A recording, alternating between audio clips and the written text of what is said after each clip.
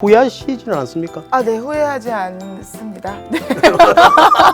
그 당시 때 커머스를 주로 하시는 변호사님이 안 보이는 거예요. 아, 정말 블루오션이다. 나만의 영역을 찾았다. 열심히 해봤거든요. 왜 안 했는지 알겠더라고요. 왜 그렇습니까? 커머스라고 하면 모든 물건을 다 팔잖아요. 온라인에서 물건을 팔 때 봐야 되는 법령이 최소 수백 개가 돼요. 그래도 어떻게 하겠습니까? 선택을 했으면 끝까지 가야 되잖아요. 그렇지. 그래서 몇 년 열심히 하니까 커머스 기업도 많아지고 셀러와 소비자 구분이 모호해지는 상태다 보니까 저의 영역들이 조금씩 생겨나고 있는 상태라 다행이라고 생각합니다.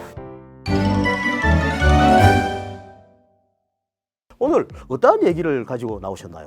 SNS라고 저희 얘기 네. 많이 하는데 소셜 네트워크 서비스라고 해서 게시물을 올리고 사진을 올리고 소통의 장에서 물건이 많이 판매되고 있는데 알고 계셨습니까? 1, 20대는 SNS에서 물건 사는 걸 훨씬 더 좋아합니다. 직접 자기네 1대1로 물건을 사고 그리고 내가 선망하거나 좋아하는 사람들이 입은 사진을 보고 직접 메시지를 보내서 물건을 사게 되는 이런 SNS에서 소위 이제 짝퉁, 위조품 이런 침해 제품들이 굉장히 많이 판매되고 있습니다. 대놓고 그렇게 얘기하지 않고요. 레플리카, 1대1, 미러급, 카피 제품 전부 다 짝퉁을 의미하는 용어들이거든요. 네. 도대체 이런 것들이 어떻게 판매되고 있는지, 뭐 제가 주로 대응을 하고 있는지 그것들에 대해서 한번 말을 해보고 싶습니다. 구체적으로 어떤 일을 하고 계시는지 그것도 한번 말씀을 해주시죠. 몇 가지로 단계를 나누고는 있는데 SNS에서 침해 제품들이 어떻게 판매되고 있는지 정기적으로 온라인 모니터링을 하고 있고요. 그리고 침해 제품을 판매하는 판매자에 대한 정보들에 대해서 굉장히 심층 조사를 하게 됩니다. 그리고 이제 뭐 대응에 있어서 몇 가지가 있는데 우선은 그 침해 제품을 판매하는 그 게시물에 대한 대응을 합니다. 삭제를 하게 되고요. 그거에 대한 신고 조치가 바로 진행될 수 있습니다. 판매자에 대해서 특정이 되면 판매자에 대한 법적인 조치들이 들어갑니다. 좀 더 깊게 들어가 봅시다. 그러면 지식재산권 이제 침해를 했다. 그럼 판매자가 이제 나왔다. 그럼 그 사람들이 이제 법적 절차를 밟고 진행이 돼야 될 거 아닙니까? 그거에 대해 좀 구체적으로 조금 한 걸음 더 들어가서 좀 설명을 해주시죠. 저희가 지금 촬영하고 있는 게 유튜브니까 유튜브를 예를 아, 들어서 네네. 그래주시면 또 네. 이해가 되겠네요. 유튜브에서도 만약에 어떤 동영상이 있는데 그 동영상에서 타인의 상표를 무단으로 사용한 제품 동영상이 게재가 됐다. 네. 그래서 제가 그걸 만약 발견을 했다. 동영상 게시글 링크를 신고를 하게 됩니다. 그러면 유튜브 내부 프로세스에 따라서 이제 삭제하거나 네. 아니면 그 동영상을 올린 계정 자체를 차단하거나 민형사소송을 같이 진행을 하고 있습니다. 그 만약에 그게 프로세스에 걸리지 않으면 어때요? 그럼 계속 판매하는 거예요, 그냥? 그럴 수 있는데 판매자들이 이렇게 한 곳에서만 팔지 않거든요. 굉장히 여러 군데서 팔고 침해 제품을 판매함으로 인한 수익이 굉장하기 때문에 사실상 저희가 아는 플랫폼이나 이런 SNS를 통해서 굉장히 열심히 팔고 있습니다. 저희가 신고해서 내리면 여기는 계속 팔고요. 네. 약간 두더지 게임.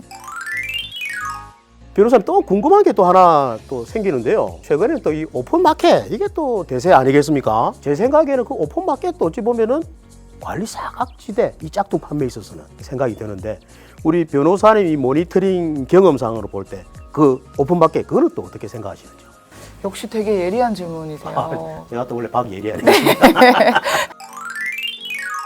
오픈마켓이라는 거는 말씀해 주신 것처럼 판매자랑 소비자를 그대로 연결만 해주는 일종의 온라인 장터잖아요. 이러한 플랫폼이 판매자들에 대해서 관리 의무를 충실히 하지 않으면 정말 그대로 노출되는 상태거든요. 더군다나 요즘은 판매자랑 소비자의 구분이 거의 없어요. 주변에 이렇게 보면 대부분 다 뭐 네이버 스마트 스토어 같은 데다가 판매자로도 등록해놓고 물건을 팔기도 하거든요. 정말 좋은 기능들도 많잖아요. 예전에 비해서 저희 너무 편리하게 생활할 수 있고 물건도 살 수 있고.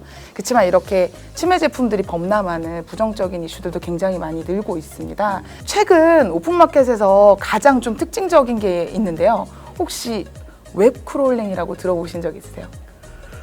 또 이렇게 어려운 질문을. 정말 쉽게 말씀드리면 이게 뭐 일종의 어떤 기술인 것 같은데 웹크롤링을 통해서 자동으로요. 타오바오나 알리바바나 뭐 티몰이나 이런 중국의 전자상거래 사이트 있잖아요. 네. 사람이 일일이 올리지 하는 게 않고요. 아니고. 프로그램 상으로 중국에 올라오는 소위 아주 저급한 제품이 네. 국내 온라인 쇼핑몰에 그대로 연동돼서 올라갑니다.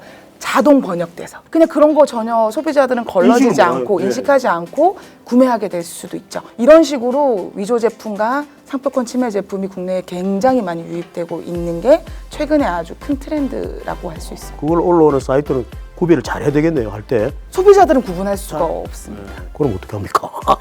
소비자들은 이 제품이 네. 상품 정보 제공 곳이라 그래서 전자상거래 사이트에서 제공하는 부분이 있는데 거기에서 중국 판매자거나 네. 아니면 아까 전에 페이지상의 문구가 이상하거나 내가 이 제품을 사기 전에 굉장히 많이 걸러내셔야 되는 거죠. 마지막 질문 한번 드려볼게요. 구독자분들한테 해주실 무슨 조언이 있으면은 한 말씀 해주시고 또 미처 또 얘기 못한 또 그게 있다면 마무리 말씀 좀 부탁드리겠습니다. 명품? 뭐 이렇게 좀 비싼 제품들 좀 저렴하게 혹시 치매 제품이라도 사용하는 게 뭐가 그렇게 큰 문제야? 라고 생각하실 수도 있을 것 같은데요. 이런 하나의 브랜드나 하나의 캐릭터나 하나의 컨텐츠를 만드는데 굉장히 많은 시간과 비용과 노력이 들어가거든요. 만약에 지금 우리가 지식생산권을 보호하지 않는다면 지금의 BTS 그리고 지금의 펭수가 있을 수 있을지 그에 대해서 한번 생각을 해봐야 될 수 있어요. 넥스트가 없다고 생각을 해야 되거든요. 제2의 펭수, 제2의 BTS가 나올 수 있다.